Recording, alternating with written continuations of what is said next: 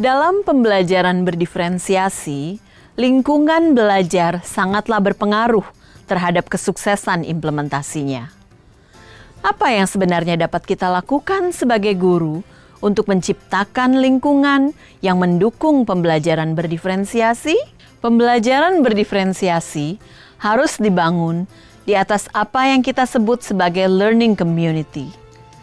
Learning community adalah komunitas yang semua anggotanya adalah pembelajar. Guru-guru akan memimpin murid-muridnya untuk mengembangkan sikap-sikap dan praktek-praktek yang saling mendukung tumbuhnya lingkungan belajar ini.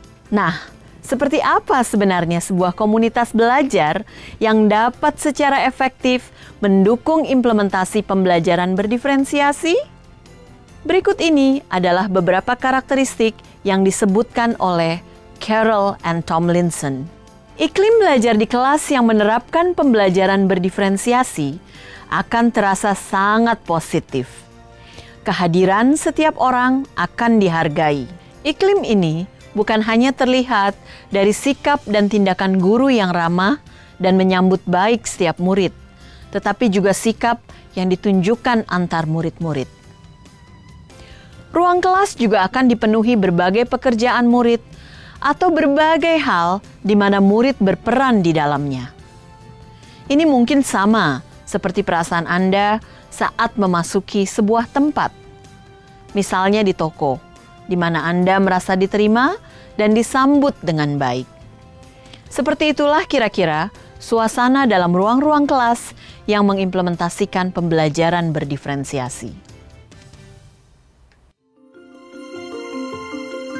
Anda akan melihat bahwa di dalam sekolah yang menerapkan pembelajaran berdiferensiasi, sikap saling menghargai ini tampak menonjol.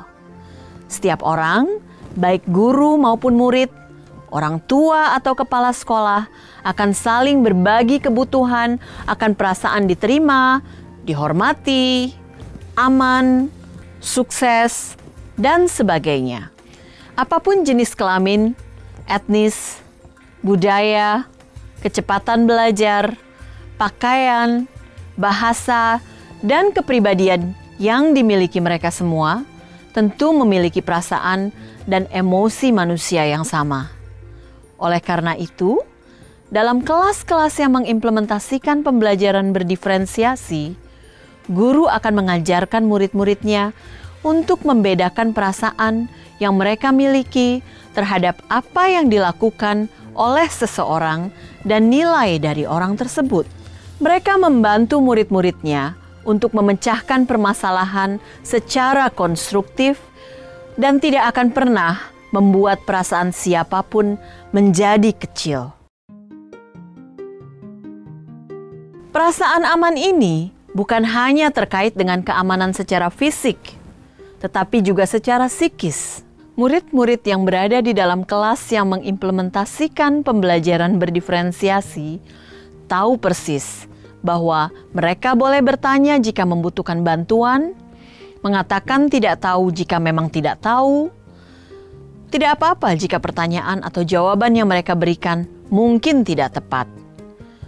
Mereka tahu bahwa dalam belajar mereka dapat mengambil resiko untuk mencoba berbagai ide-ide kreatif.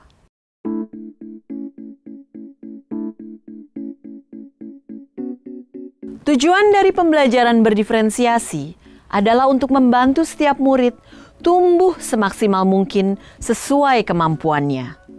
Dengan demikian, guru akan berusaha untuk mengetahui perkembangan setiap muridnya dan perkembangan kelasnya secara keseluruhan. Begitu juga murid, mereka akan belajar memahami pertumbuhan mereka sendiri. Mereka akan berbicara tentang tujuan pembelajaran dan cara mencapainya.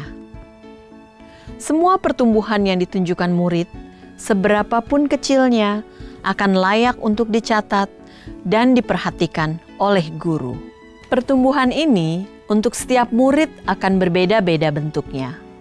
Sebagai contoh, untuk murid yang baru mulai memahami yang dimaksud dengan pecahan, mungkin itu adalah bukti pertumbuhannya.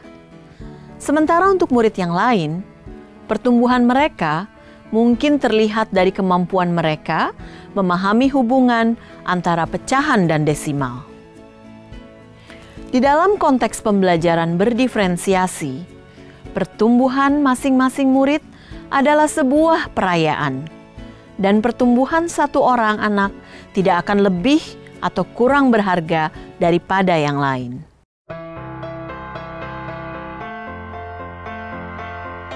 Di kelas-kelas yang menerapkan pembelajaran berdiferensiasi, tujuan guru adalah mencari tahu di mana posisi murid dikaitkan dengan tujuan pembelajaran utama yang ingin dicapai, dan kemudian memberikan pengalaman belajar yang akan mendorong murid sedikit lebih jauh dan lebih cepat daripada kemampuan mereka saat ini atau zona nyaman mereka.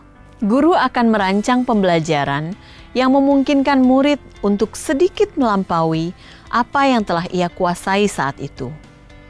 Pada saat tersebut, murid akan keluar dari zona nyaman mereka dan merasakan sedikit tantangan.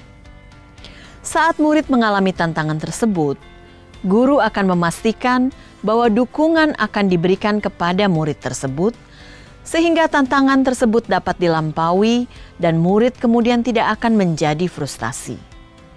Bantuan atau dukungan inilah yang disebut scaffolding. Jadi, pembelajaran yang dirancang tidak akan terlalu mudah, namun tidak juga terlalu sulit, sehingga setiap murid dapat merasakan kesuksesan.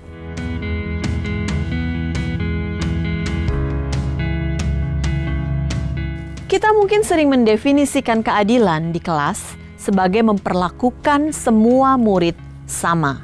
Dalam kelas yang menerapkan pembelajaran berdiferensiasi, adil berarti berusaha memastikan semua murid mendapatkan apa yang ia butuhkan untuk tumbuh dan sukses.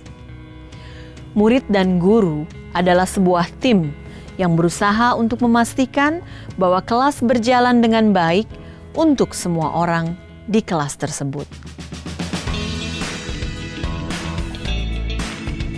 Seperti dalam sebuah keluarga besar, setiap orang harus mengambil tanggung jawab, baik untuk kesejahteraan diri mereka sendiri maupun untuk kesejahteraan orang lain. Dalam pengaturan semacam ini, guru dan murid akan saling bekerja sama untuk kesuksesan bersama. Walaupun guru memang pemimpin kelas, namun murid juga akan secara sadar mengambil tanggung jawab untuk kesuksesan kelasnya. Mereka akan berusaha untuk menyelesaikan pekerjaan mereka, memecahkan semua permasalahan dengan cara yang konstruktif, dan akan membantu mengembangkan rutinitas kelas yang efektif.